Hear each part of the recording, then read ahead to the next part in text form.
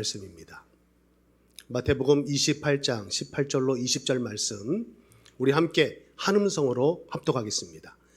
예수께서 나와 일러 가라사대 하늘과 땅의 권세를 다시 하겠습니다. 18절. 자, 준비되셨습니까? 시작. 예수께서 나와 일러 가라사대 하늘과 땅의 모든 권세를 내게 주셨으니 그러므로 너희는 가서 모든 족속으로 제자를 삼아 아버지와 아들과 성령의 이름으로 세례를 주고 내가 너희에게 분부한 모든 것을 가르쳐 지키게 하라. 볼지어다 내가 세상 끝날까지 너희와 항상 함께 있으리라 하시니라. 아멘. 오늘도 우리는 함께 축복의 인사를 나누고 말씀 가운데 들어가기를 원합니다. 오늘 인사는 찾으면 행복합니다입니다. 우리 서로 인사하면서 우리 축복하면서 인사하실까요? 찾으면 행복합니다. 여러분, 말씀을 듣기 전에 이 제목을 함께 나누는 것은 의미 있는 시간이에요. 다른 건 기억 못해도 말씀 제목은 꼭 기억해야 할 것입니다. 여러분, 어떻게 하면 행복하다고요? 찾으면 행복해집니다. 그럼 오늘 예배를 통해서 말씀을 통해서 반드시 찾아야 할 것입니다. 무엇을 찾아야 하는가? 오늘 함께 그 말씀을 나누려고 하는데요. 저는 오늘 찬양 한 곡을 여러분에게 소개하면서 말씀을 나누려고 합니다. 저는 미국에 와서 참 많은 찬양을 부르고 있는 것 같아요. 한국에 있을 때보다 미국에 와서 참 많은 찬양을 듣고 부르는 것 같습니다. 안디옥에서 제가 이 찬양을 담당하고 있기 때문입니다. 한국에서 우리 목사님들이 아시면 놀랄 거예요. 제가 찬양의 은사 없이 찬양을 맡고 있으니까. 하지만 하나님이 은혜 주시면 그 찬양은 뜨거워질 줄 믿는 것입니다. 작년에 제 마음에 가장 큰 감동이 됐던 찬양 여러분 기억하십니까? 예수 산 소망. 기억을 아무나 못 하시나요? 아무도? 예수 산 소망이라는 찬양이 얼마나 가슴을 뜨겁게 했는지 몰라요. 그래서 한동안 여러분들과 함께 가슴 벅차게 찬양을 불렀습니다. 최근에 제 마음에 또 하나의 가슴을 울리는 또 큰 도전을 주는 찬양이 있어서 여러분에게 오늘 소개를 하려고 하는데, 일단 그 찬양을 우리가 감상하고 그 가사를 우리 묵상하면서 여러분 오늘 말씀 가운데 우리가 가까이 나아가기를 원합니다. 한번 찬양을 감상해 보시죠.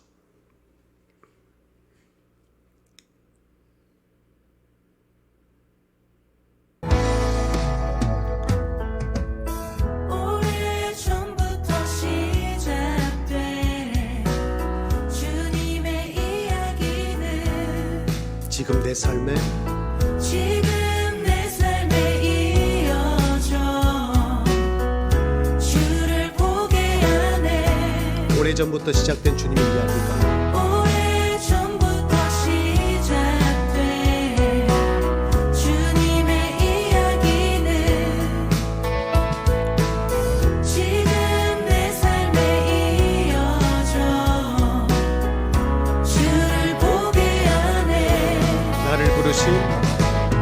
나를 부르신 뜻대로 내 삶을 이끄시네. 주의 길이 주의 꿈이 나의 꿈이 되리라. 아름다운 계획 이루시리라. 그 신주가 작은 내 삶에 의미 되어주시네. 주의 길이 나의 길이 주의 길이 나의 길이 되리라. 전심으로 주만 나 높이리라. 그 신주의 역사하심은 영원하시네. 이런 찬양입니다. 다음 주에는 제가 이제 찬양을 인도하게 될 텐데 이 찬양을 여러분들과 함께 부르게 될 것입니다. 찬양의 제목이 뭐라고요? 주의 꿈이 나의 꿈이 되리라. 주의 꿈이 나의 꿈이 되면 어떤 일이 일어날까요? 여러분은 행복해질 것입니다. 한 분만 아멘 하셨어요. 다시 한번 말씀드립니다. 주의 꿈이 여러분의 꿈이 되시길 바랍니다. 그러면 여러분의 인생은 가장 행복한 인생이 될 거예요. 2절 마저 듣지 않았는데 그 가사를 제가 한번 읽어드릴게요. 여러분 마음에 담길 수 있길 바라요. 매일 주 사랑 안에서 기쁨을 선택하리. 매일 주 사랑 안에서 기쁨을 선택하리. 내 마음 가득히 주님만 높여 찬양하리. 나를 부르신 뜻대로 내 삶을 이끄시네. 주의 꿈이 나의 꿈이 되리라. 아름다운 계획 이루시리라.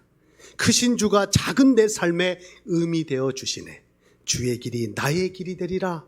전심으로 주만 나 높이리라. 크신 주의 역사하심은 영원하시네. 다음 주 부르게 될 이 찬양 여러분 기대가 되십니까? 이제 들으셨으니까 이번 주 중에 시간 되실 때 여러분 유튜브에 들어가셔서 주의 꿈이 나의 꿈이 되리라 한번 많이 한번 들어보세요. 이 찬양을 한번 누려보세요. 이 가사 그대로 여러분 그 복이 여러분의 인생 가운데 임하게 될 줄 믿습니다. 7월 3주간 저에게 주어진 시간 동안 저는 영적인 하프타임이라는 하나님의 은혜를 입고 여러분들과 함께 말씀을 나누었습니다. 오늘 그 마지막 시간인데요. 오늘은 여러분들과 사명에 관해서 말씀을 좀 나눴으면 좋겠어요. 무엇에 대해서 말씀을 나눈다고요? 사명. 여러분 제가 이 유튜브를 뒤져서 찾아보니까요. 이 사명이란 단어는요. 불일사의 목숨명이더라고요. 불일사의 목숨명. 뜻이 뭐라고요? 목숨 걸고 심부름을 한다는 거예요. 그게 사명입니다. 목숨 걸고 심부름하는 일. 이게 사명이라는 거예요. 여러분 잔심부름하는 사람을 우리가 뭐라고 합니까? 소사라고 합니다. 소사. 나라의 심부름을 하는 사람 대사라고 하죠. 특별한 일에 심부름을 하는 사람은 특사라고 합니다. 맞습니까? 여러분 아무도 모르게 심부름하는 사람을 밀사라고 하죠. 하늘에 하나님의 심부름꾼이 누굽니까? 천사입니다. 예수님의 제자들이 예수님의 일을 심부름했거든요.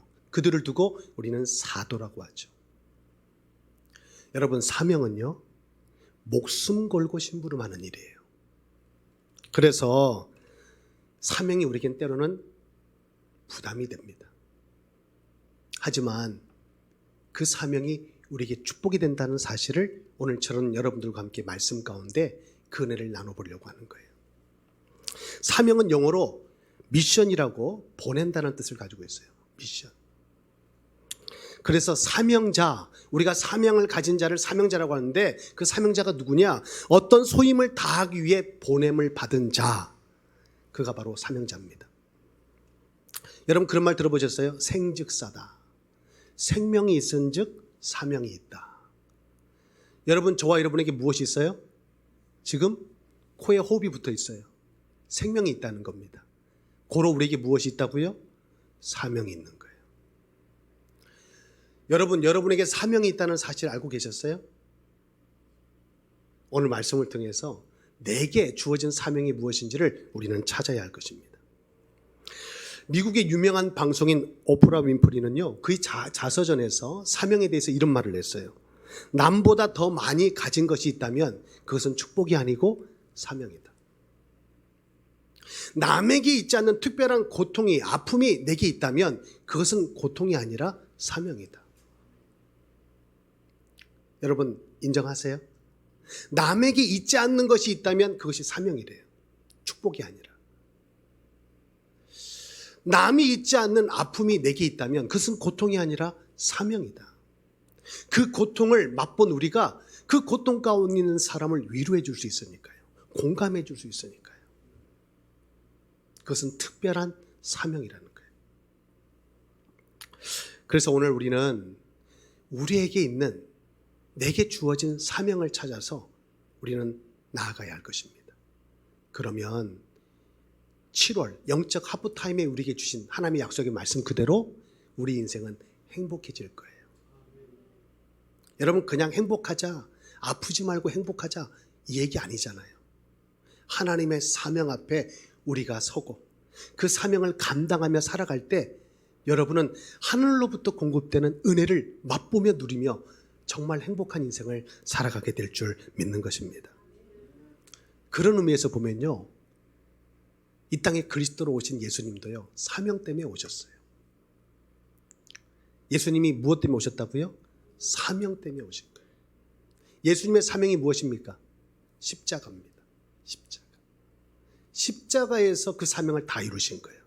요한복음 19장 30절은 우리에게 말씀합니다. 예수께서 신포도주를 받으신 후에 이르시되 다 이루었다. 여기서 무엇을 다 이루었을까요? 사명을 다 이룬 거예요. 예수님은 그리스도의 직분을 가지고 이 땅에 오셔서 십자가상에서 그 사역을 완성하셨다는 거예요. 다 이루셨다. 마가복음 10장 45절은 예수님의 그 사역의 의미를 말씀하고 있어요. 인자가 온 것은 섬김을 받으려 함이 아니라 도리어 섬기려 하고 자기 목숨을 많은 사람의 대속물로 주려 함이니라. 그 십자가의 죽음의 의미가 뭐냐? 우리의 대속물이 되었다는 거예요. 우리의 죄값을 치르기 위해서 예수님은 희생 제물이 되신 것입니다. 아멘입니까?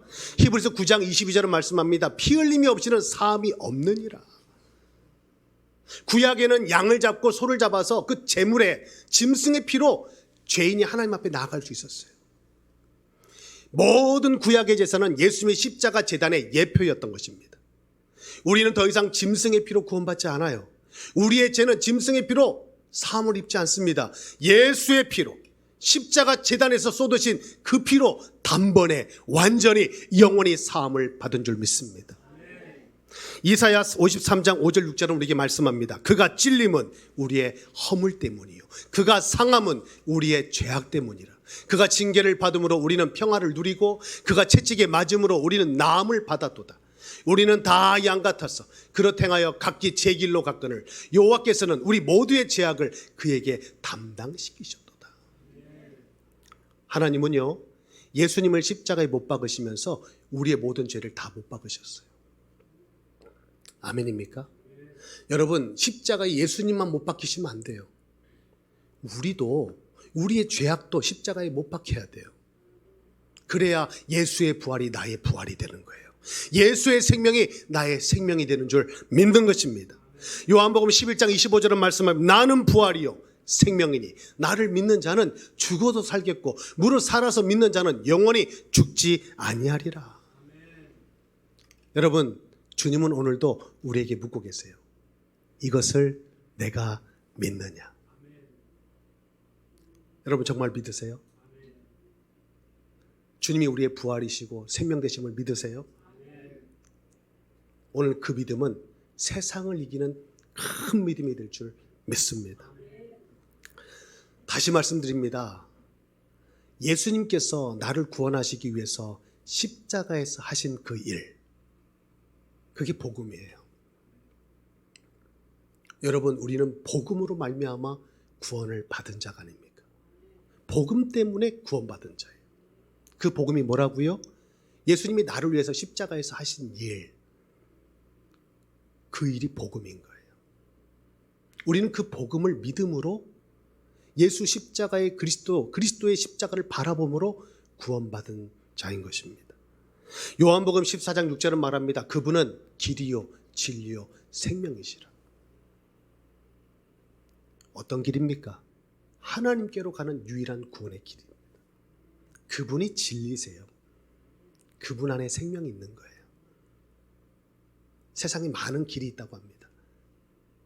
여러분, 사람이 다니는 인도가 있고 차가 다니는 차도가 있고 하늘에도 항로가 있어요. 백길이 있습니다. 바다에는. 모든 곳에는 길이 있어요. 그런데 하나님께로 나아가는 구원의 길은 단 하나, 예수 그리스도밖에 없습니다. 그분이 참된 구원의 길 되시는 거예요. 여러분 믿습니까? 오늘 이 말씀을 우리는 꼭 기억해야 돼요. 나는 말미암지 않고는 아버지께로 올 자가 없느니라. 예수님의 말씀을 우리는 붙들어야 돼요. 예수님이 아니고서는 구원받을 길이 없다는 거예요. 그래서 세상의 구원의 길 단 하나, 오직 예수 그리스도뿐인 것입니다. 아멘입니까? 저는 성경을 보면서 크게 두 가지의 메시지를 찾았어요. 성경은 우리에게 두 가지 메시지를 전하고 있는데, 하나는 하나님을 만나라는 거예요. 하나님을 만나라. 하나님이 살아계신다는 거예요. 하나님이 창조주가 되신다는 거예요. 하나님이 구원자가 되신다는 거예요. 그 하나님을 만나면 우리가 불행하게 아프게 고통스럽게 살아가는 모든 삶, 참된 소망을 우리가 얻게 될 것을 성경은 약속해 주고 있어요. 첫 번째, 성경이 우리에게 전하고 있는 메시지, 하나님을 만나라. 이게 구원의 길 아니에요? 여러분, 구원받는 것보다, 하나님을 만나는 것보다 우리 인생에서 더 시급하고 중요한 문제는 없습니다. 이게 으뜸이에요. 이게 먼저예요. 여러분, 하나님을 만나셨습니까? 그러면 두 번째, 성경이 우리에게 주고 있는 메시지를 들어야 합니다. 하나님을 누려라.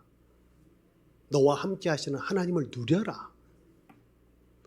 그럼 여러분의 오늘 초점은 어디에 있어야 돼요? 우리는 하나님의 은혜로 구원을 받은 하나님의 자녀가 아닙니까? 하나님과 함께하는 자예요. 하나님을 만난 자예요. 그러면 우리의 삶은 하나님을 누리는 삶이 되어야 할 것입니다. 이게 신앙생활이라는 거예요. 여러분, 예배가 바로 그 시간입니다. 찬양이, 기도가 하나님을 누리는 비밀인 거예요. 여러분, 정말 하나님 누리고 계세요? 야, 나는 하나님을 누린다. 이것은 그냥 설교로 마칠 수 없는 이야기예요. 나는 하나님을 누리고 있는가? 여러분, 설교하는 목사가 하나님을 누리지 못하고 설교하면요, 저도 힘들고 여러분도 힘들어요. 그래서 기도해 주셔야 돼요. 말씀의 메신저로 서는 목사님이 하나님을 먼저 누리도록, 하나님을 누리고 이 자리에 서서 주의 말씀을 선포할 때 오늘 우리가 그 나라를 함께 누리는 줄 믿는 것입니다. 아멘입니다. 그렇다면 하나님을 어떻게 누리느냐? 구원을 받은 우리가 어떻게 하나님을 누리며 살아갈 수 있는가? 여기에 성령님의 사명이 있어요. 오늘 이 일을 우리 가운데 성령 하나님께서 일하고 계신다는 것입니다. 가장 먼저 성령님은 우리 안에서 하나님을 누리도록 행하시는 일이 있는데요. 그 일이 무엇이냐? 우리를 거듭나게 하시는 거예요. 거듭나게 하신다. 바리새인 중에 니고데모라는 사람이 있었어요. 그는 유대인의 지도자였습니다. 선생된 자였어요. 그런데 그는 성령 안에서 일어나는 중생의 비밀을, 영적인 비밀을 알지 못했어요. 그래서 그 갈급한 마음을 가지고 유대의 지도자요 선생이었던 그가 예수님을 찾아오는 거예요. 그 영적인 비밀을 알고자. 그때 요한복음 3장에 예수님은 니고데모에게 이렇게 말씀하세요. 진실로 진실로 내게 이르노니 사람이 거듭나지 아니하면 하나님의 나라를 볼 수 없느니라. 니고데모가 이르되 사람이 늙으면 어떻게 날 수 있사옵나이까? 두 번째 모태에 들어갔다가 날 수 있사옵나이까? 예수께서 대답하시되 진실로 진실로 내게 이르노니 사람이 물과 성령으로 나지 아니하면 하나님 나라에 들어갈 수 없느니라. 예수님은 성령 안에서 거듭남, 중생의 비밀을 말씀하고 있어요. 그런데 그 말을 알아듣지 못하고 어머니 모태 속에 다시 들어가서 어떻게 우리가 태어나냐 이거예요. 여러분, 성령으로 우리가 거듭나지 않으면 하나님 나라 볼 수 없는 거예요. 바울은 에베소 교회 성도들에게 말했습니다. 너희가 예수를 믿을 때 성령을 받았느냐고. 여러분, 예수를 믿으십니까? 정말 예수를 믿으세요? 그럼 여러분, 성령을 받으셨습니까? 성령이 여러분들과 함께 하세요? 고린도 12장 3절에 보니까 성령이 아니고서는 예수를 주라 고백할 수 없는 거예요. 여러분, 예수님이 누구십니까? 예수님이 여러분의 인생에 누구시냐 이거예요. 그리스도가 되시고 우리 인생의 주인 되심을 여러분 고백하세요?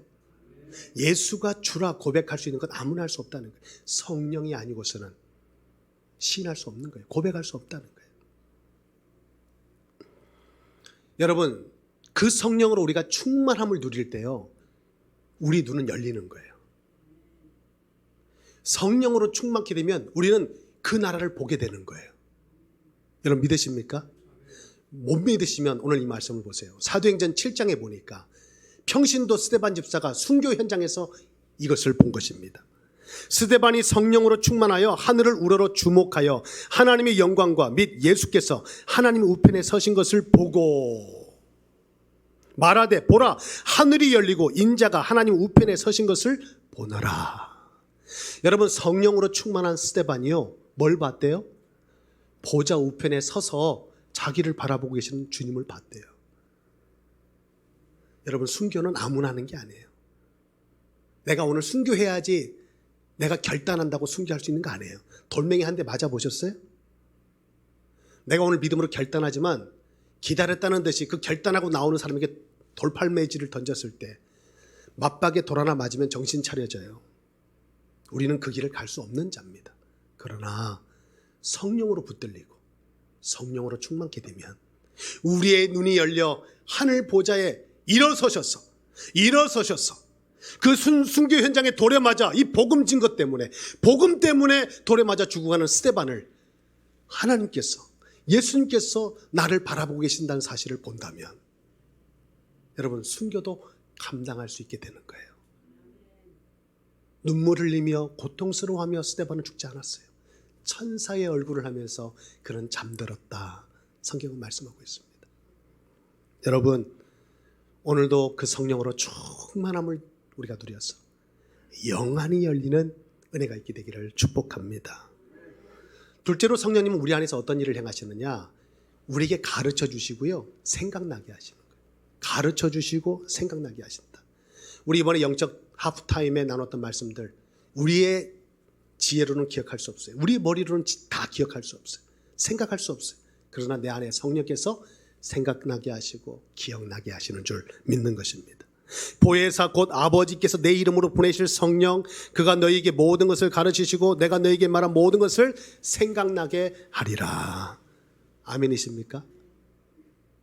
여러분, 성령은 하나님의 영이세요. 하나님에 대해서 누가 제일 잘 알까요? 그의 영이시죠. 성령은요 그리스도의 영이십니다. 그리스도에 대해서, 그리스도가 행한 일에 대해서 누가 제일 잘 알까요? 성령이십니다. 여러분, 우리가 진리를 알지니 진리가 우리를 자유케 할 텐데 성령님은 진리의 영이신 것입니다. 아멘이십니까? 그분이 우리 안에서 그 일을 행하고 계시는 거예요. 그게 성령의 사명인 줄 믿습니다. 셋째로 성령님은 우리 가운데 어떤 일을 행하시느냐, 광야 같은 우리 인생에 성령은 은혜를 부으사 아름다운 밭이 되게 하시고 아름다운 숲이 되게 하신다. 이사야 32장 15절 말씀에 보니까 마침내 위에서부터 영을 우리에게 부어주시리니 광야가 아름다운 밭이 되며 아름다운 밭을 숲으로 여기게 되리라. 여러분, 광야 같은 우리 인생이 밭이 된다는 거예요. 광야에는요 생명이 살 수 없어요. 광야에서는. 그런데 그 광야 땅이, 척박한 땅이 밭이 된대요. 밭. 여러분, 밭에서 뭐 하죠? 우리가 씨앗을 뿌려서 채소를, 열매를 우리가 거두잖아요. 양식을 거둔단 말이죠. 생산력이 있는, 생명력이 있는 밭이 되게 하신다. 아무런 생명력이 없는 광야, 척박한 땅을 밭이 되게 한다는 거예요. 그 정도가 아닙니다. 이제는 울창한 숲이 되게 하신다는 거예요. 여러분, 밭은요 한 가정을 행복하게 할 거예요. 그런데 숲은요 한 도시를 행복하게 하는 것입니다. 이게 무슨 의미일까요? 성령님은 우리 안에서 생명력을 공급하시고, 마치 에스겔 선지자가 골짜기의 마른 뼈들을 보았잖아요. 말씀에 생기가 들어가니까 군대로, 큰 군대로 일어선 것을 보았잖아요. 여러분, 생기를 불어넣어서 척박한 땅, 광야 같은 우리 인생을 밭 되게 하시는 것입니다. 생명력을 불어넣는 거예요. 뿐만 아닙니다. 도시 안에 그 숲에 공기와 산소를 공급받고 그 편안한 쉼을 우리에게 제공해주는 숲 안에서 많은 도시의 사람들이 쉼을 얻듯이 여러분, 우리의 삶의 지경이 넓혀지는 거예요. 영향력이 커지는 거예요. 그 일을 누가 하신다고요? 성령께서 하신다는 거예요. 할렐루야. 여러분, 오늘도 성령 안에서 생명력이 불어넣어지고 우리의 삶에 영향력이 있게 되는 놀라운 은혜가 있게 되기를 축복합니다. 그러면 어떤 결과를 얻게 되느냐? 저는 믿어 확신해요. 사도행전 1장 8절이 여러분의 삶을 통해서 성취될 것이다. 같이 한번 읽어보실까요? 오직 성령이 너에게 임하시면 너희가 권능을 받고 예루살렘과 온 유대와 사마리아와 땅끝까지 이르러 내 증인이 되리라. 왜 성령님 우리에게 생명을 공급하시고 왜 우리의 삶을 영향력 있게 하실까요? 증인 되게 하시려고. 증인되게 하시려. 여러분, 증인된다는 것은요, 우리 힘으로 되는 게 아니에요. 내가 뭐 학벌이 좋아서 증인되는 거 아니에요. 많이 알아서, 많이 배워서 증인되는 거 아니에요. 열심히 착하게 바르게 살면 증인되는 거 아니에요. 그 현장의 목격자가 증인이에요. 그 현장의 목격자면요, 초등학생도 증인될 수 있고요. 우리의 삶에 연약함이 있습니다. 핸디캡이 있습니다. 그래도 그 현장을 목격했으면 증인되는 거예요. 아멘입니까? 증인되면은 아무런 조건이 필요 없어요. 목격하면, 그 현장에서 목격자면 증인되는 거죠. 여러분, 하나님이 일하시는 현장, 하나님이 일하시는 현장에 우리가 선다는 것, 결코 우리 힘으로 될 수 없는 일입니다. 성령께서 우리의 삶 가운데 그네를 부어주실 때 가능한 일이에요. 그래서 성령은 우리를 어떻게, 어디로 인도하시느냐, 그 자리로, 증인되는 자리로 우리를 이끌어 가시는데 생명력을 더하시고 영향력을 갖게 하셔서 우리를 증인되게 하신다. 여러분, 여러분의 삶에 그런 애가 충만하기를 주님의 이름으로 축복합니다. 자, 예수님의 사명, 성령님의 사명에 대해서 말씀을 나눴어요. 자, 이제 누구의 사명이 남았습니까? 이제 저와 여러분의 사명이 남은 거예요. 우리는 우리를 교회라 말합니다. 교회. 여러분, 교회에는 사명이 있어요. 교회는 사명이 있다. 사명을 잃어버린 교회는 더 이상 교회가 아니다. 동의하십니까? 어떤 사람은 그렇게 얘기하더라고요. 교회를 모르는 사람들은 교회가 건물인 줄 알아요. 건물. 그래서 건물을 치장하는 데 힘씁니다. 중요해요. 그런데 성경에서 말씀하고 있는 교회는 그런 게 아닙니다. 아무리 우리가 울타리를 치장하고요, 조경을 꾸미고요, 페인트를 칠하고요, 멋진 등을 달고요, 멋진 건축물을 쌓아 올려서 아주 성 같은 교회를 지을지라도 그 교회에 사명이 없다면 그것은 더 이상 교회가 아닌 거예요. 말 그대로 그것은 건물일 뿐입니다. 여러분, 교회가 무엇일까요? 성경은 교회를 주님의 몸이라 말씀하고 있어요. 교회는 주님의 몸이다. 에베소서 1장 22절 23절입니다. 또 만물을 그의 발 아래 복종하게 하시고 그를 만물 위에 교회의 머리로 삼으셨느니라. 교회는 그의 몸이니 만물 안에서 만물을 충만하게 하시는 이의 충만함이니라. 헬라어로 에클레시아, 여러분 들어보셨죠? 무슨 뜻입니까? 부름받은 자예요. 부름받은 자, 그게 교회입니다. 세상에서 부름을 받은 자, 그게 교회라니까요. 누굽니까? 여러분이에요. 다시 말해서 성도가 교회인 것입니다. 교회는 건물이 아니에요. 교회는 구원받은 자가, 한 성도가 교회인 것입니다. 오늘 안디옥 교회는요, 여러분의 교회들 한 분 한 분이 교회인데 교회들의 모임인 거예요. 구원받은 자들의 모임이 바로 교회인 것입니다. 아멘입니까? 그런 교회에 하나님은 사명을 주셨다는 거예요. 사명을. 어떤 사명을 주셨는가? 오늘 우리는 그 사명을 찾고 그 사명을 회복해야 하는 것입니다. 여러분, 식당의 사명은 무엇입니까? 음식을 잘 만들어내는 거예요. 사명 잘 감당하는 식당은 잘 될 줄 믿습니다. 여러분, 병원의 사명은 뭐예요? 병을 잘 고치는. 병원에서 음식을 만들어요? 병원은 환자를 잘 고치는 거예요. 수술을 잘하는 거예요. 진단을 잘하고 처방을 잘하는. 여러분, 그게 병원이에요. 병원이 사명을 잘 감당하면 어떻게 될까요? 그렇다면 교회의 사명은 무엇일까요? 교회가 잘 되려면, 교회가 교회의 사명을 감당하면 교회가 잘 될 텐데 교회의 사명이 뭐냐 이거예요. 오늘 우리는 그 사명을 붙들어야 되는 것입니다. 교회된 여러분들이 그 사명 앞에 서셔야 돼요. 합력하여 그 사명을 이루셔야 됩니다. 이것이 오늘 안디옥 교회에 우리를 부르신 하나님의 뜻이다. 저는 믿어 확신합니다. 세상에서 구원을 받았습니다. 그리고 부름받은 믿음의 공동체로 우리가 교회로 한 몸을 이루고 있다면, 오늘 장로님이 기도하셨잖아요. 우리는 교회 한 지체다. 우리 교회에게 주신 가장 큰 사명이 뭘까? 여러분은 지금 머릿속에 전도를 생각하고 있을지 모르겠어요. 장 목사가 이번에 하프타임 때 전도 얘기 안 하나? 여러분 또 누군가는 그렇게 생각하고 계신 분이 계실 텐데, 역시 마지막은 전도로 마무리를 하는구나. 여러분, 교회의 사명의 꽃은 무엇일까요? 뭘까요? 전도일까요? 저는 아니라고 생각해요. 반전이죠? 여러분, 세상에서 부름받고 구원받은 하나님의 자녀들, 구원받은 자들의 모임 속에, 그 교회 속에 주신 하나님의 최고의 가치 있는 사명은 예배인 것입니다. 예배예요.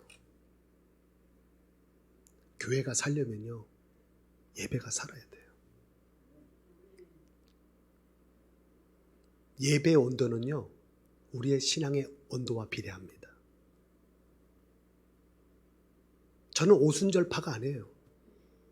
그런데 8년 전에 저는 시카고에 있는 하나님의 성의 교회에서 청빙을 받은 목사예요. 김명남 목사라고 여러분 아시는지 모르는데 바나바 사역의 원장님이시잖아요. 한국에 제가 베델교회를 섬기고 있을 때 사모님께서 나오셨다가 우리 교회 새벽 기도를 나오셨어요. 갑자기 저한테 말씀하시는 거예요. 시카고에 있는 우리 교회 와서 전도 집회를 좀 하라는 거예요. 그때도 전도 얘기를 했었나 봐요, 제가. 저는 지금 여기 청빙받고 담임 목사가 된 지 3년밖에 안 된 아주 초짜 목사입니다. 제가 그때 38 되던 해였는데 35세 담임으로 청빙을 받고 3년 차 때 그 사모님을 만나게 됐어요. 저보러 시카고까지 와가지고 설교를 하라는 거예요. 기쁘겠어요? 부담되겠어요? 여러분 같으면 어떠시겠어요? 야, 기다렸다. 역시 나를 알아보는 것. 그래서 당장 가겠습니다. 제가 그러겠어요? 아니면 제가 무엇이 간데 거기까지 가겠습니까? 저는 3년 된 목사입니다. 우리 교회 건사기도 힘이 붙입니다. 전자로 대답했을까요? 후자로 대답했을까요? 정답입니다. 저는 정말 솔직히 갈 자신이 없었어요. 그리고 왜 그런 말을 나한테 하는지 이해가 안 됐어요. 언제 봤다고? 저를 뭘 안다고? 그런데 그 사모님이 계속 말씀을 하시는 거예요. 전도 집회? 그러면 하나님 나에게 큰 은혜를 주시려고 부르시는구나. 순종하고 갔어요. 월요일부터 금요일까지 사역을 하기로 하고 비행기를 타고 돌아와서 한 주도 아니잖아요. 딱 사역을 마치고 돌아와서 주일 강단 서기로. 그러니까 한 주도 강단을 비울 수가 없는 상황이었으니까. 그런 빠듯한 일정으로 갔는데 금요일 사역을 마치니까 목사님이 주일 강단을 서라는 거예요. 전도 집회 끝났습니다. 제가 드릴 말씀 다 했어요. 그 목사님이 주일 강단을 꼭 서야 된다는 거예요. 그래서 제가 한국에 전화해서 이런 상황이 생겼으니 장로님 이해를 해 주십시오. 그래서 제가 여기 주일 강단을 쓰고 돌아가야 될 것 같습니다. 우리 장로님이 그렇게 하시라고. 주일 설교를 마쳤더니 임시 당회가 열리더니 저한테 초청장을 주는 거예요. 담임 목사로 청빙이 됐다고. 저는 베델교회 담임 목사인데 3년 된 담임 목사인데 전도 집회 왔다가 선을 본 거예요. 27분의 목사님이 선을 보고 이제까지 가신 거예요. 그리고 제가 28번째 왔는데 모르고 온 거죠. 모르고 와서 전도 얘기만 신나게 했어요. 그런데 목사님이 당회를 열더니 결정됐다. 그리고 저한테 쪽지 하나 주는 거예요. 제가 교단이 어디라고요? 저는 합동입니다. 그 교단은 어디라고요? 오순절이에요. 오순절파 교회에서 저를 청빙하는 거예요. 제가 안 됩니다. 저는 합동측 목사고 저는 오순절 그 신학을 부정하지는 않으나 저는 그 교단에서 공부한 목사가 아닙니다. 그러니까 여러분들하고 신학의 노선이 좀 다릅니다. 한 주간 어떻게 하나님 은혜 주셔서 은혜 받았는지 모르겠지만 저는 제가 일주일 동안 저의 모습을 본 것이 다가 아닙니다. 저는 이런 큰 교회를 감당할 수 없습니다. 시카고에서 한인교회 중에 제일 큰 교회였어요. 지금도 여러분 인터넷 들어가서 검색해보면 나올 겁니다. 제가 왜 이 말씀을 갑자기 드리냐면, 저는 합동 측 목사지만 다른 분들이 보면 오순절 쪽에 있는 목사로 착각을 하세요. 왠고하니까 제가 제 마음속에 불러가 있는 거예요. 불러. 여기 와서 많이 불러 했죠? 저도 창피해요. 여러분들만 창피한 게 아니고 저도 창피합니다. 우리 한생이가 저한테 집에서 한 얘기가 있어요. 아빠, 나 소원이 있는데 아빠처럼 손 들고 찬양해 보는 거래요. 이 손이 안 올라간다는 거예요. 여러분, 찬양할 때 손이 올라가는 거 적어도 한 10년은 걸립니다. 이거 아무나 올리는 손 아니에요. 정말 하나님을 바라보고 우리가 찬양에 젖을 때 손이 올라가고 가슴이 열리는 거지, 흉내내서 될 손이 아니에요. 그러니까 한성이가 아직까지는 손을 못 올리겠다는 거예요. 부끄러워서. 당연히 부러울 만하죠. 연수가 짧은데. 여러분, 찬양이 뜨거웠으면 좋겠어요? 냉랭했으면 좋겠어요? 여기 교단은 어디입니까? 우리 안디옥 교회는? 뿌리가 어디예요? 당연히 예수님이죠. 그래도 나름대로 신앙의 노선들이 있잖아요. 여러분, 이전에 안디옥 교회는 불러파였습니까? 아니면 경건파였습니까? 장로님.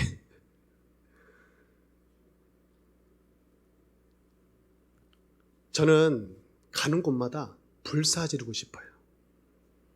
그래서 하나님 앞에 기도합니다. 하나님, 나에게 그 불을 내려달라고.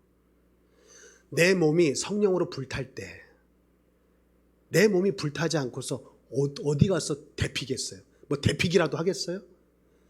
여러분, 찬양을 인도할 때 제가 하는 기도 제목은 하나입니다. 저는 목소리가 지금도 세잖아요. 찬양의 은사도 없어요. 음정 박자 다 틀립니다. 그러나 한 가지, 하나님, 뜨거움을 주세요. 오늘 이 찬양의 가사가 내 진심의, 내 영혼의 고백입니다.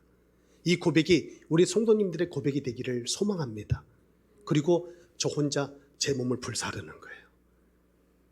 화목제물이 되기를 간절히 바라는 거예요. 그럼 이 앞에서 찬양하는 찬양 인도자가 불사 지를 때 여러분에게도 그 불이 옮겨 붙게 될 줄 믿는 것입니다. 여러분, 예배가 뜨거워지면, 기도가 뜨거워지면 교회는 살게 돼 있어요.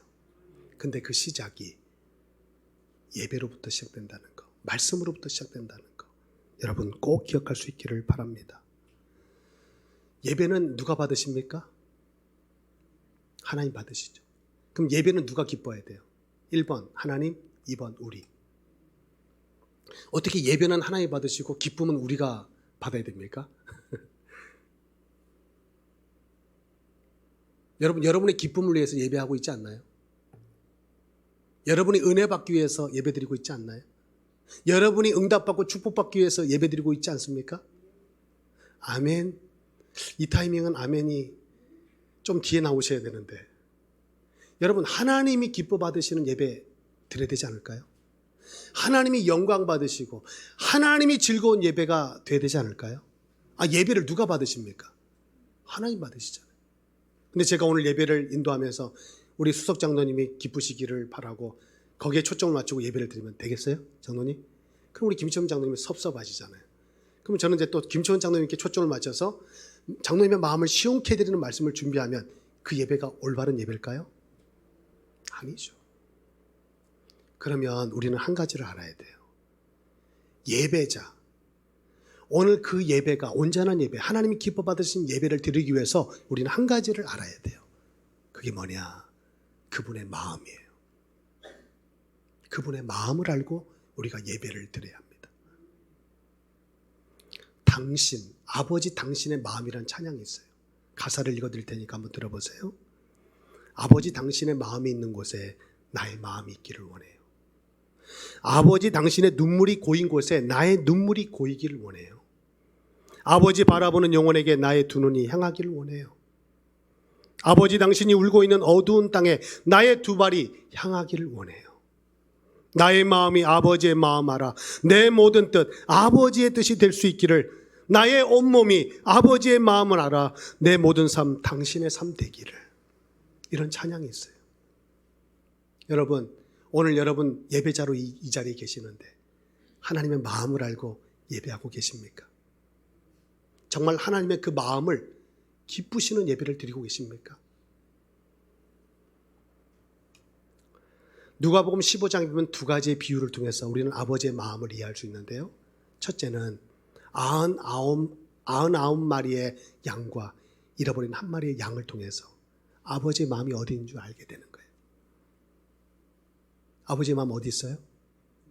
잃어버린 한 마리 양이 있는 거예요. 우리 주님은 선한 목자가 되십니다. 99마리를 들에 두고 잃어버린 양을 찾아 헤매는 거예요. 숫자적으로 볼 때는 99마리를 지켜야 되는 게 맞아요. 그런데 선한 목자는 잃어버린 한 마리 양을 찾아간다는 거예요. 여러분, 탕자의 비유를 아시죠? 탕자의 비유. 그 비유의 마지막 말씀은 누구에게 주시는 말씀이에요? 탕자야 돌아오라. 탕자야, 집 나간 탕자야, 빨리 정신 차리고 돌아와. 이 메시지예요? 누가 들어야 될 메시지예요? 1번 엄마, 2번 큰아들. 누굽니까? 집에 있는 큰아들이 들어야 될 메시지예요. 탕자의 비유는. 집 나간 탕자에게 외치는 소리가 아니라 아버지의 마음을 모르고 오늘도 밭을 일구고 소를 키우는 큰아들에게 주시는 말씀이라니까요. 그러니까 탕자가 집에 돌아왔을 때 화가 난 사람이 누구예요? 잔치가 벌어지니까 나를 위해서 염소새끼라도 잡은 적이 없는 아버지가 어떻게 집 나가 허라방탕한 삶을 살다가 집에 들어온 처자식을 위해서 어떻게 이 잔치를 벌이냐 이거예요. 뭘 모른 겁니까? 아버지의 마음을 모르는 큰아들이 아닙니까? 오늘 우리는 이 자리에 앉아있는 큰아들일 수 있어요. 아버지의 마음을 모른 채 우리끼리 좋아서 우리끼리 최선으로 하나님을 예배하려고 하는지 몰라요. 아버지의 마음은 저 탕자에게 있는데 아버지의 유산을 땡겨가지고 받아가지고 아버지의 마음을 속을 긁어놓고 집 나가서 허랑방탕을 삶을 살고 있는 저 거지, 버림받아 마땅하고 저주받아 마땅하고 요거도 먹어도 마땅한 그 탕자에게 아버지의 마음이 있는데 우리는 집에 있으니까, 우리는 구원받았으니까, 우리는 예배를 드리고 있으니까 거룩한 마음으로, 의로운 마음으로 나는 적어도 하나님을 기쁘시게 하는 자라고 자신하면서 오늘 이 자리에 앉아있지 않냐 이거예요. 하나님의 마음은 그곳에 있는데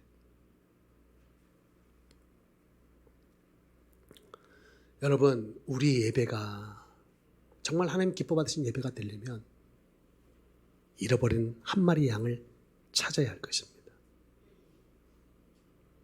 지금 예배를 말씀드리고 있어요. 진짜 예배, 하나님 기뻐 받으신 예배, 모든 것을 살리는 살아있는 예배를 말씀드리고 있는 거예요. 그 예배는 어떤 예배라고요? 잃어버린 양을 찾는 예배입니다.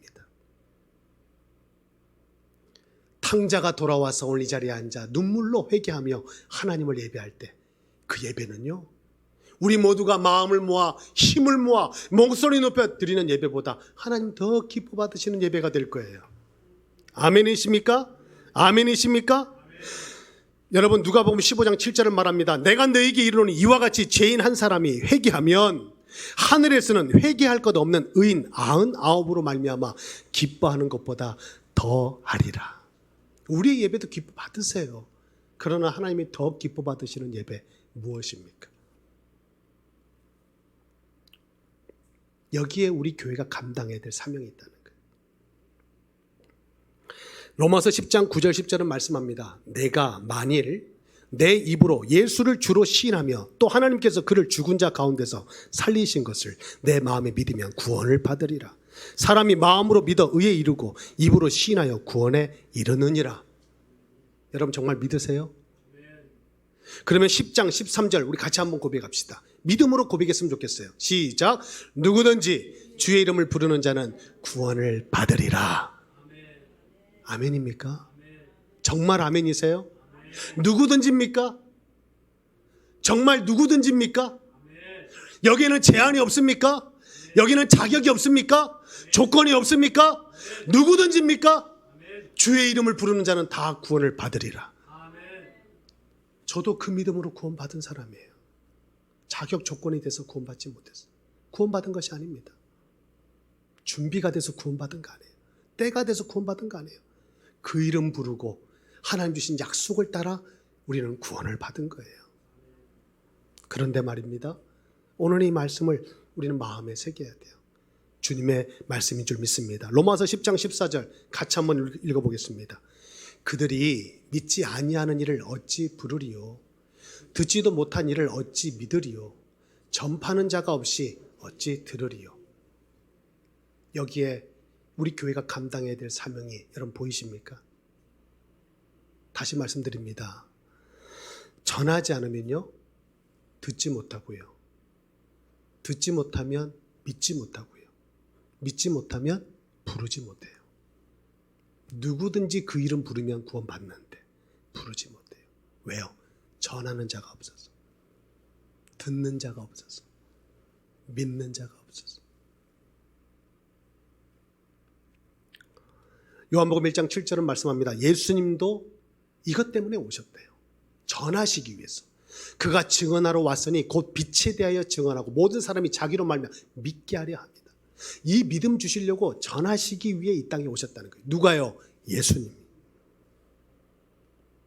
예수님의 핏값으로 사신 교회는요, 여기에 사명이 있는 거예요. 복음을 전하고 복음을 전파하는데. 여러분 생각해 보세요. 오늘 받은 말씀을 누군가에게 전하려고 한다면 오늘 그렇게 여러분 만만하게 들을 수는 없을 거예요. 누군가는 열심히 말씀을 메모하고 기록하고 하나도 놓치지 않으려고 말씀을 듣는 분들이 계세요. 저는 참 귀하다고 봐요. 여러분, 성공의 습관 중에 하나가 메모랍니다. 세상에서도 성공의 습관이 메모인데 하나님의 말씀을 적는다는 것은, 기록한다는 것은 놀라운 일이에요. 어디 누군가에게 오늘 말씀을 드리고 예배를 드리고 난 다음에 이 말씀을 전하려고 한다면 듣는 자세가 다를 거예요. 말씀이 그냥 은혜로 임하지 않을 겁니다. 약속으로 붙잡히는 은혜가 임할 줄 믿습니다. 전할 때 내가 사는 거예요. 내가 전하려고 할 때 우리 예배가 살아난다는 사실. 오늘 말씀의 은혜만 받고 돌아가면 이것은 듣고 잊혀지는 말씀이 되겠지만 이 말씀을 누군가에게 내가 전하려고 한다면, 이 복음을 전하는 데 내가 마음이 있다면 여러분은 예배가 달라지게 될 거예요. 여러분 아십니까? 예수님이 불렀던 제자들, 12제자들 그냥 부른 게 아니에요. 보내기 위해서 불렀어요. 마태복음 4장 19절의 말씀, 나를 따라오라 내가 너희를 사람을 낚는 어부가 되게 하리라. 나를 따라와라, 내가 고기를 잡는 것을 보여주마가 아니라 너희를 사람을 낚는 어부가 되게 하리라. 너희는 지금은 나를 따르지만 후에는 사람을 낚는 어부가 될 거야. 다시 말해서 부를 때는요, 보내기 위해서 불렀다는 거예요. 여러분 오늘 이 자리에 우리가 어떻게 나왔습니까? 우리 힘으로 능으로 나왔습니까? 열심으로? 천만에 만만해요. 하나님이 우리의 마음을 부르신 거예요. 우리의 걸음을 인도하신 거예요. 왜요? 보내시기 위해서. 모이는 교회가 있는가 하면 흩어지는 교회가 있는 거예요. 지금은 모여서 예배하는 교회일 것입니다. 예배가 마치면 우리는 흩어지는 교회로 나아가는 거예요. 우리는 흩어지는 교회로 한 주간을 사는 거예요. 삶의 현장에서. 그때 여러분 무엇을 하시렵니까? 오늘 본문 말씀을 읽어놓고 딴 얘기했습니다. 이제 드디어 본문이에요. 오늘 마태복음 28장 18절 20절 누가 누구에게 하신 말씀이에요? 부활의 주님이 당신의 제자들에게 하신 말씀 아니에요? 이것을 지상 대명령이라고 합니다. 예수님의 명령이에요. 제자에게 주시는 명령이에요. 너희는 가서 모든 민족을 제자로 삼아 아버지와 아들과 성령의 이름으로 세례를 베풀고 내가 너에게 분부한 모든 것을 가르쳐 지키게 하라. 여러분, 여러분은 무리입니까? 제자입니까? 무리가 마음 편하지 않아요? 아무도 신경 안 쓰잖아요. 무리는요, 그냥 교회 나와주는 것만이 은혜인 거예요. 그분이 교회 나오는 것 자체가 기쁨인 거예요. 그분은 아무것도 안 해도 돼요. 그냥 와서 그 자리에 빈자리 채워주면 되는 거예요. 그게 사명이에요. 무리는. 그런데 제자는 다릅니다. 제자는 따라가는 자가 제자예요. 주의 일을 감당하는 자가 제자예요. 심지어는 내 제자는 자기를 부인하고 자기 십자가를 지는 자가 내 제자라. 주님 말씀하셨잖아요. 제자는 아무나 되는 게 아니에요. 자, 여러분 다시 묻습니다. 여러분은 무리입니까? 제자입니까? 입을 꼭 다무시고 아무도 지금 대답을 안 하시는데 주님은 여러분을 제자로 부르셨습니다. 아멘입니까? 말씀으로 증명해 보일게요. 에베소 2장 20절 22절입니다.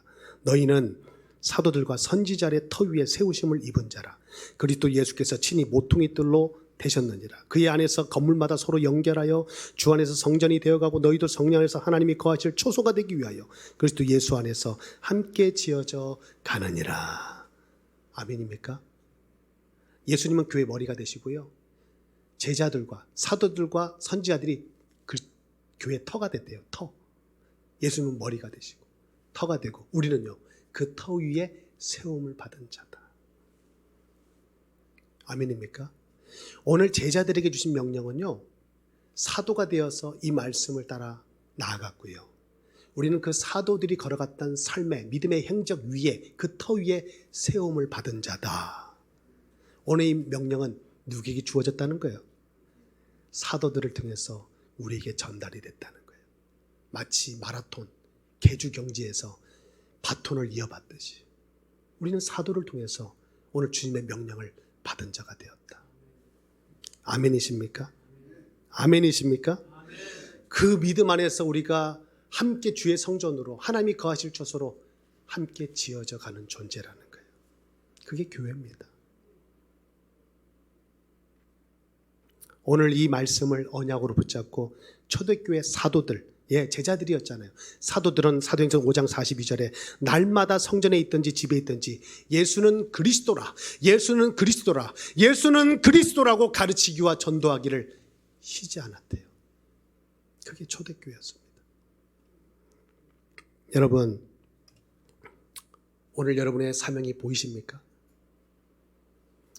너무 부담 갖고 염려하지 말 것은 예수님의 그 말씀, 사명을 주시고 마지막 그 말씀을 우리 마음에 담으면 이것은 부담이 되지 않는 위로가 되고 능력이 되고 소망이 되는 말씀이 될 줄 믿는 것입니다. 어떤 말씀일까요? 볼지어다 내가 세상 끝날까지 너희와 항상 함께 있으리라. 아멘입니까? 아멘입니까? 아멘입니까? 여러분 보게 될 것입니다. 이 믿음으로 함께 모여서 예배할 때도 하나님이 함께 하시고 이 사명 붙들고 나아가 사명 앞에 설 때도 하나님이 함께 하심을 보게 될 줄 믿는 것입니다. 여러분 영적 하프타임 오늘부로 끝이 났습니다. 이제는 담임 목사님 돌아오셔서 여러분들에게 또 귀한 양식으로 말씀으로 우리에게 꼴을 먹여주실 것입니다. 저의 사명은 이것으로 끝난 거예요. 여러분 하지만 하나님이 주신 그 말씀은 여러분의 가슴 속에 남겨지기를 축복합니다. 오늘 이 마지막 찬양 부르면서 오늘 말씀 3주간 받았던 말씀들을 마음에 새겼으면 좋겠는데요. 여러분 기억하세요. 하나님의 사랑에 매어서 2022년 하반기를 달려가시고 주의 임재 가운데 갇혀서 오늘 그 사명 앞에 서시고 주님을 주인 삼는 믿음 안에서 여러분 변화의 주역이 되시길 바랍니다. 바뀌어야 행복합니다. 하나님은 우리에게 말씀하셨어요. 구원받은 너희가 참 행복자라고. 여러분이 행복하기를 원합니다. 하나님의 사랑에 매어 예수님의 임재에 갇혀서 살아간다면 그것은 여러분의 응답이 될 것이고 여러분이 삶이 될 줄 믿습니다. 우리 함께 받은 말씀 기억하면서 이 찬양 우리 믿음으로 고백했으면 좋겠습니다.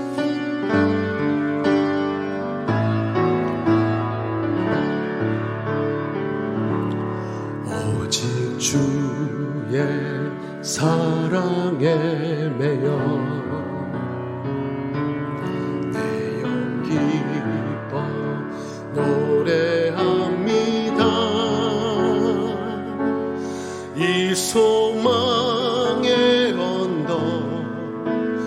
꿈의 땅에서 주께 사랑드립니다. 오직 주의 임재 안에, 오직 주의 임재 안에 갇혀. 아멘.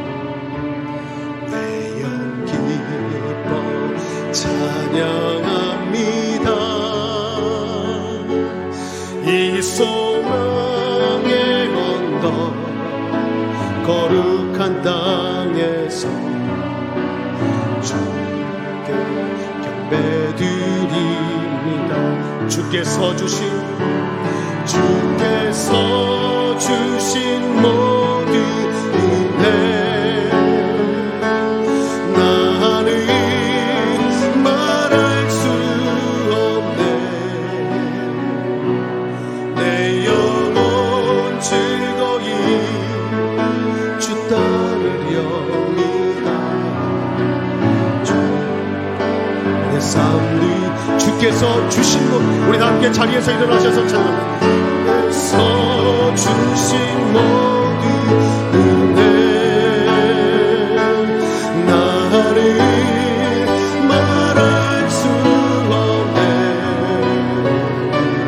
내 영혼 즐거이 주 따르렵니다. 주께 내 삶. 다시 한번 찬양합니다. 주께서 주신 모든 은혜, 주께서 주신 모든 은혜 나를 말할 수 없네. 내 영혼